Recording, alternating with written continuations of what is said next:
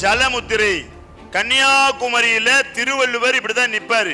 கன்னியாகுமரி போனா பாருங்க அவருடைய கை எப்படி இருக்குன்னு. இந்த ஜலமுத்திரை குடிக்கிற தண்ணியும் உள்ள சுரக்கிற சுரப்பிகளும் சங்கமமாகிற இடம் தொப்புள் குழி, நேபிள். தொப்புள் குழியிலே கவனம். ஜலமுத்திரை.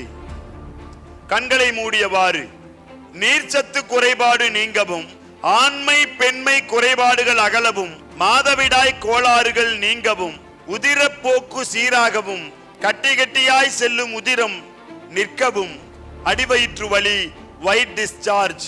ஆண்களுக்கு உயிரணு உற்பத்தி குறைவு, மொட்டிலிட்டி இல்ல, வீரியம் இல்ல, விந்தணு குறைபாடு, உயிரணு குறைபாடு, மகப்பேறு இல்லை. இது எல்லாம் இந்த ஜலமுத்திரை பண்ணனீங்கன்னா குளிர்ச்சியினாலே இவையெல்லாம் நீங்கும். நீரிழிவு நோய் நீங்கும். டயாலிசிஸ் பண்ணிட்டு இருக்கிறவங்க வாரத்துல 3 முறை 2 முறை பண்ணலாம். இதை தொடர்ந்து பண்ணலாம். 2 முறை பண்றவங்க 1 முறை பண்ணலாம். 1 முறை பண்றவங்க அதுல இருந்து தப்பிச்சுக்கலாம். யூரியா அதிகம், யூரிக் ஆசிட் அதிகம், கிரியேட்டினின் அதிகம், உடம்பு உஷ்ணம்.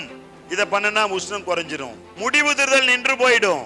எப்பொழுது சௌகரியமோ அப்பொழுது கைகளை நன்றாக உராய்த்து உள்ளங்கைகளிலே விழித்து முகத்தை வருடியவாறு செய்து கண்களை திறந்துக்கலாம். முகவரி: ஸ்ரீ சத்யேந்தர் சித்தர் பீடம், சித்தர் மூலிகை ஆராய்ச்சி மையம், 567/2, ரெண்டி சுவாமிகள் சித்த மகா சமாதி, பெருமாள் சுவாமி மலை அடிவாரம், ஆனைமலை, பொள்ளாச்சி, கோவை. தொடர்புக்கு தொலைபேசி எண் 9344833157.